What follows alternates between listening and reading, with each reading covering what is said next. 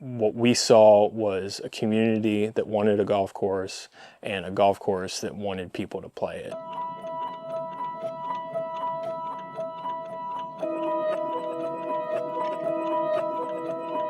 My name is Eberle. I am one of the owners and the superintendent at Old English Trail Golf Club in Florence, South Carolina. My dad, Mark Eberle, he's been in golf his whole life, so I've kind of always tagged along with him, helping him with junior programs when I was little, to working carts, pro shop, kind of everything as I've grown up. And we had this opportunity through a connection that he's had for a long time, told us about the course here. Thought it was very interesting, a great layout, just kind of hadn't had the love that it needed.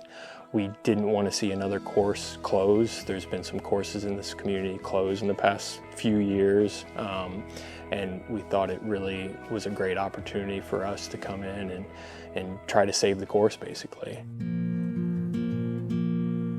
My kind of plan coming here was I was going to do the marketing side, do photos, videos, stuff like that, which I continue to do, but because of a need, I stepped into the turf side and kind of have fallen in love with it. There's good days and bad days, as everyone knows, but I can't imagine not getting to do this all the time now. There's a reward in this side that's hard to explain if you haven't experienced it, but everyone that has experienced it understands it. We have a good network of people that I've been able to rely on, that have really helped us out. But we're still dealing with some things. Part of the problems with coming into a course that has gone through so many different management groups and stuff like that is records get lost. When we got here, there were no records, basically. I'm still sticking a screwdriver in the ground trying to find stuff every now and then. And it's just, especially with having a very, very small crew, it's learning what we can do and not trying to do more than we can do, but trying to do what we can the best that we can, and making sure that we're putting in the effort to make the golf course as good as it can be every day. Today is just me. We do have a couple part-time people right now. That couple people is one. So it's me most days. It is what it is, kind of thing. If it's a good thing, because I know if something's not getting done, it's probably my fault. I don't have to look too far to find blame. It's partially the philosophy that we've tried to have here is we want everything coming into the course to go back into the course. And coming into a course with no equipment. I mean, we didn't have a shovel when we got here. We didn't have flag sticks, you name it, we didn't have it. So that's taken a large bit of the financial side. And because it is me here most days from sun up to sundown, and a little before and after, it's a stress on me for sure, but I feel like I can step up to it, and I'm happy with what we've been able to do. There's always more that can be done, but there's always tomorrow too.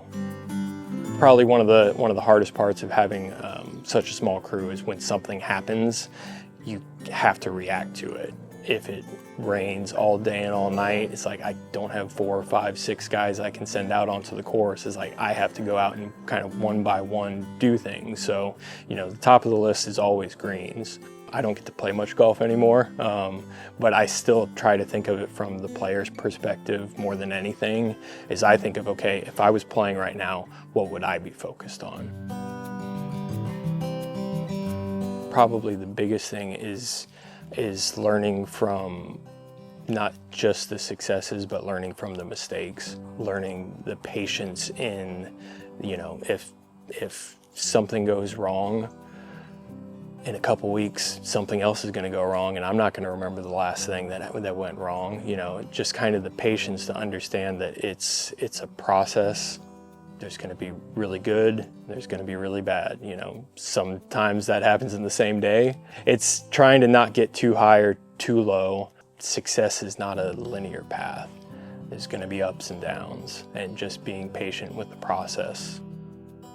To me, the best golf courses look like someone found them, and then they started cutting it a little bit different, and they put a pin here and a tee marker here, and it's like, great, we have a golf course. You know, that's kind of the English, the Scottish look that we're going for. We maintain the course in a certain way. You know, we're kind of looking for the heathered heathland look. That's aesthetically what we want to go for. It helps us obviously in management with, you know, with a smaller crew. It's like we want to prioritize, you know, greens, fairways, tees, you know, the first cut of rough. It's like the stuff outside of that, we want to leave it more natural. For us, we feel like a more natural kind of rugged look fits this course really, really well. Golf course is a living, breathing thing. It's not supposed to be perfect. Now, if I had 120 guys on a crew, maybe I would want it perfect. I don't have that, so I'm not even gonna start to think about it. We're striving to make this golf course the best we can make it, and make it as unique as we can.